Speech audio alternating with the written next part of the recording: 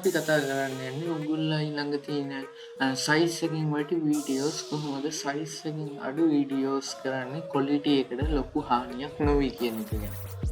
ඉතින් මේකට ඔයගොල්ලන්ට ප්‍රධාන වශයෙන් ඕන කරනවා කන්වර්ටර් software එක. ඉතින් ඒකට මම අද use කරන්නේ මෙන්න මේ මම ළඟ තියෙන HandBrake කියන software එක. මේක නැත්නම් ඔයගොල්ලන්ට සරලවම මේක ලබා ගන්න පුළුවන් Google search කරන HandBrake download කියලා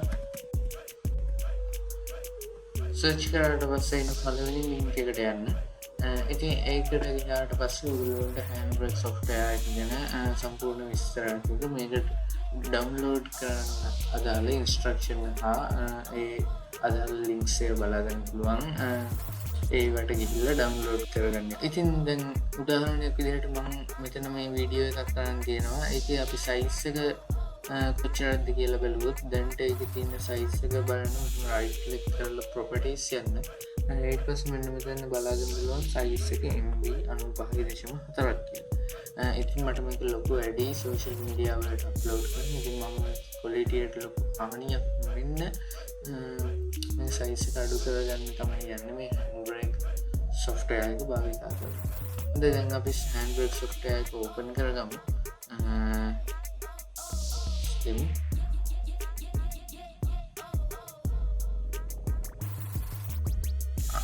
ඊට පස්සේ මෙන්න මේ වගේ ඉන්ටර්ෆේස් එකක් තමයි ඔයගොල්ලන්ට HandBrake software එක open කරගත්තාම බලාගන්න පුළුවන් වෙන්නේ. ඉතින් මේකට ඔයගොල්ලෝ මෙතනට සඳහන් වෙනවා මෙතන ඔයගොල්ලන්ට පෙන්නනවා drop a file or folder here කියලා. ඉතින් අපි එතනට අපේ අදාළ මේක ගෙනල්ලා දාමු.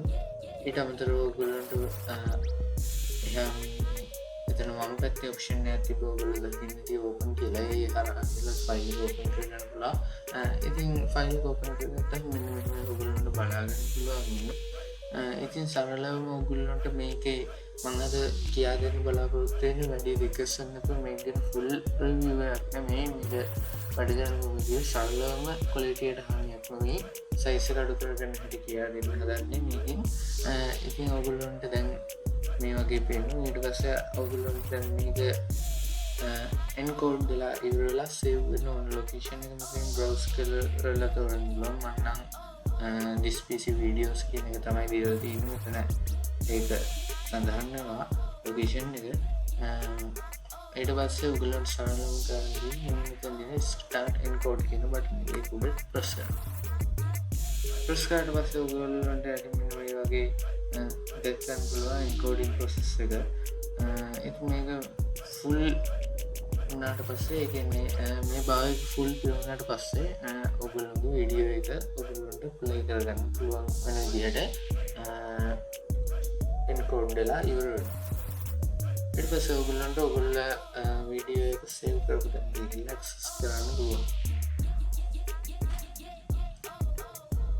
ඊට පස්සේ මේ process එක වෙලා ඉවර වුණාම මෙතන ඔයගොල්ලන්ට data finish කියලා පෙන්නනවා. ඉතින් මේක ඔයගොල්ලන්ට දැන් close කරගන්න පුළුවන් මේ software එක. ඊට පස්සේ ඔයගොල්ලෝ මේක save වෙන්න දුන්න location එකට යන්න. ඉතින් මම this PC videos වල තමයි මේක කරේ. ඉතින් ඔයගොල්ලෝ බලන්න office 3665 කියලා තව ෆයිල් එකක් තියෙනවා. ඒකේ මෙතන තියෙන මේ ෆයිල් එක නෙමෙයි encoded ෆයිල් එකක්. ඒක දැන් ඔයගොල්ලන්ට proof බලාගන්න පුළුවන්. අපි මේක right click කරලා properties වලට ගිහිල්ලා බලන්න මේකේ file size එක. මේකේ file size එක MB 11 කියලා සඳහන් වෙනවා. 11.6 කියලා.